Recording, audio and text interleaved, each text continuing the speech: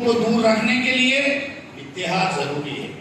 अल्लाह ताला हम सबको अक्ल सलीम दिया है। कौम के जो बड़े रहबर है उनसे सलाह मशवरा करके आप जो फैसला करेंगे इंशाअल्लाह मैं समझता हूँ बेहतर फैसला करेंगे। और मैं तमाम से दुआ को हूँ कि केसीआर के जैसी क़यादत ना कि तेलंगाना में पूरे हिंदुस्तान में आज ऐसी लीडरशिप की हम सबको ज़रूरत है। आप तमाम लोग उनको उनके लिए दुआ कीजिए, हमारी रियासत के लिए दुआ कीजिए। हिंदू मुस्लिम भाई भाई का जो अमन और चैन है वो हमेशा बरकरार रहने के लिए आपकी दुआओं में, उलेमा के दुआओं में बहुत बड़ी तासीर रहती है। मैं आप तमाम से गुजारिश करता हूँ कि हमारे वज़ीर आला के लिए, बीआरएस पार्टी के सदर और तेलंगाना रियासत के जो है चीफ मिनिस्टर है केसीआर साहब, उनके लिए दुआ कीजिए। और तेलंगाना की तमाम आवाम के लिए, रैयतों के लिए कि अच्छे से अच्छी बारिश पड़े, खुशहाली लाए। तेलंगाना में हर तरफ हरियाली, हर तरफ एक ऐसा माहौल है, लोग खुशो खुर्रम तरीके से जिंदगी गुजर बसर कर रहे। आपकी दुआओं से इंशाअल्लाह अल्लाह के रहम करम से और अच्छी जिंदगी आगे इंशाअल्लाह अल्लाह हम सबको फराहम करे। दुआ करते हुए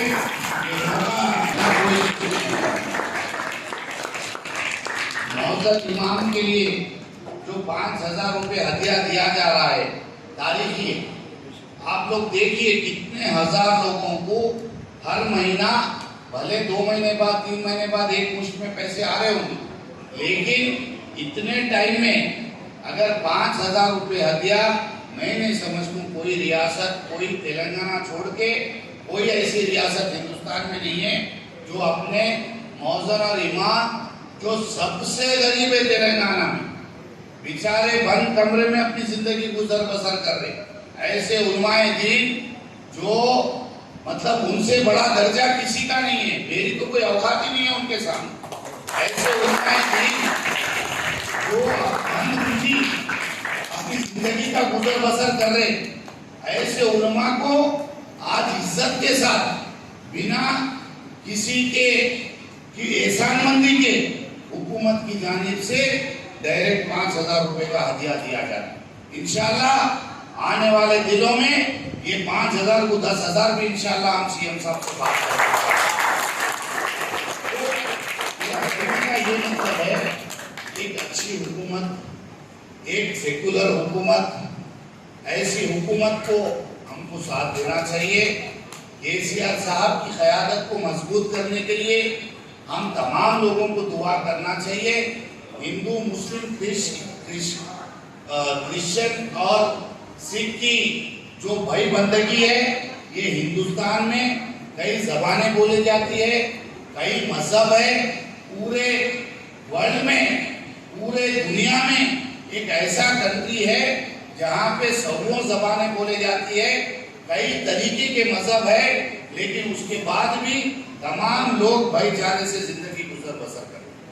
कुछ सियासी जमातें दहशतगर्दी करते हुए इस तरीके का कातिलाना माहौल अमल में ला रहे हैं जिससे पूरे हिंदुस्तान को खतरा है। मैं आप तमाम से गुजारिश करता हूं, अल्लाह ताला हम सबको अक्ल सलीम दिया है, उस अक्ल सलीम का इस्तेमाल करके आगे भी जो जमहूरियत में आपका वोट है वो सबसे जरूरी है। जो आप अपना वोट इस्तेमाल करेंगे कि आप ये सोच लेना कि कोई फिरका वाराना जमातें इसका फायदा ना उठा सके। जहां पे आपका वोट डिवाइड हुआ वो फिरका वाराना जमातें फिर इख्तियार में आएंगे और जो है खतरों का सैलाब होगा। वारदात हमारे पास हुए, लेकिन जो केसीआर साहब का मानना था कि जो बुजुर्ग लोग हैं हिंदुस्तान में, अगर कोई जंगा जंगी तहजीब की मिसाल है जो केसीआर की क़यादत में अगर आज कोई रियासत चल रही है तो वो रियासत है तेलंगाना।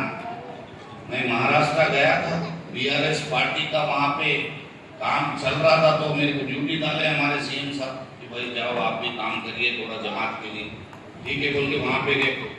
वहाँ के हालात अगर आप देखेंगे, सोचेंगे, बात करेंगे तो आपको समझ में आएंगे कि किस तरीके से खुशो खुर्रम तरीके से हम इस रियासत में जिंदगी गुजारें।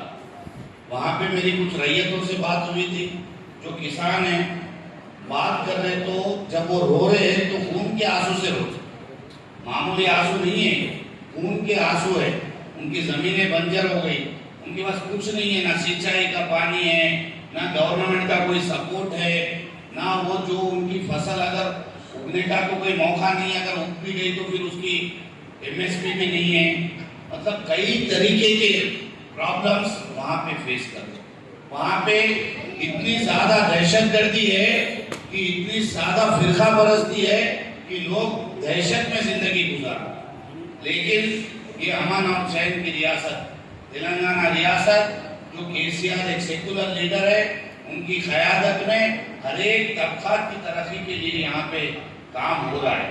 मेहरबानी करके आप लोग अपने दिल पे हाथ रख के पूछिए, हमारे बुजुर्ग लोग जो ऐसे हालात हो गए थे कि हमारे अंदर भी इतना जाहिलाना लोगों का पिछले 9.5 साल में जो तरक्याती काम हुए हैं, उसको लेके पिछले 20 दिन से हर गांव में, हर वार्ड में, हर जगह पे पीने का पानी रहने दीजिए, सिंचाई का पानी रहने दीजिए, हेल्थ सेक्टर रहने दीजिए, R&B डिपार्टमेंट रहने दीजिए, म्यूनसिपल डिपार्टमेंट रहने दीजिए, सोशल वेलफेयर डिपार्टमेंट रहने दीजिए, जितने डिपार्टमेंट्स में बोधन कॉन्स्टिट्यूंसी में किस तरीके के तरक्याती काम को अमल में लाया गया और कितनी तरक्की हुई, इसके आंकड़े हर गांव में, हर जगह जो है सबको दिए गए।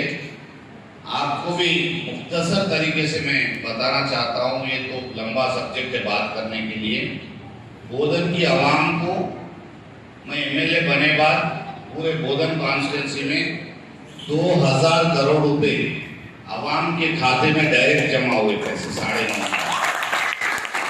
मेरे बोलने के आंकड़े नहीं है, ये जो गवर्नमेंट के आंकड़े हैं, उस आंकड़े के हिसाब से जो रैयतों को रैयतु बंधु रहने दीजिए, शादी मुबारक रहने दीजिए, पेंशन्स रहने दीजिए, इस तरीके से 2000 करोड़ रुपए आवाम के खाते में डायरेक्ट पैसा हुकूमत की जानिब से जमा हो चुका। ये तरक्याती काम जो तेलंगाना आए बाद हमको क्या हासिल हुआ, अगर आप बात करेंगे तो मैं आपको बता दूं कि 2 लाख मुसलमान बच्चों की शादियां रियासत तेलंगाना में तकरीबन 2000 करोड़ रुपए लगा के की गई। मैं सिर्फ मुस्लिम बच्चों की बात कर रहा हूँ, मुसलमान लड़कियों की बात कर रहा हूँ। मुसलमान 2 लाख लड़कियों की शादियां 2000 करोड़ रुपए हुकूमत की जानिब से वो गरीब माँ बाप को मिले जो अपने बच्चों की शादियां बिल्कुल भी करने के काबिल नहीं है और कर नहीं सकते, जो बहुत ही पसमानदा हालात में। अगर रियासत, आज एक छोटी सी बात बता दूं मैं आपको, 4 दिन बाद बकरीद की ईद है, बाजू महाराष्ट्र रियासत है, उधर बाजू कर्नाटका है। एक चेहरे वाला इंसान रात में बाहर निकलना बोले तो उसकी सिक्योरिटी नहीं है।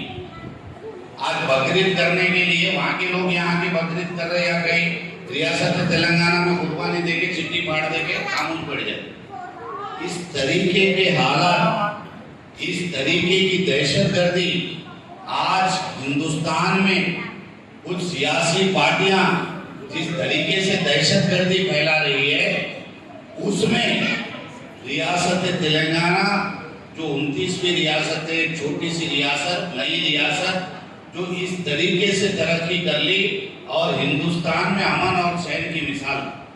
जामा मस्जिद के सदर गुलशरी साहब, म्युनिसिपल कमिश्नर